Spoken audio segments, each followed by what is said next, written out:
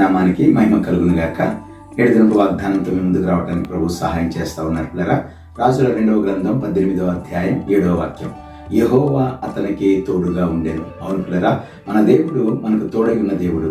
ఎలాంటి వారికి తోడుగా ఉంటాడు? ఆయన తోడుగా ఉండాలి అంటే మనం చేయవలసినటువంటి మరి యొక్క ఆ నడిపింపు లేక ఆ సిద్ధపాటు ఏంటి అని మనం ఆలోచన చేస్తే దేవుని వాక్యం తేటగా మనకు తెలియపరుస్తుంది పిల్లరా.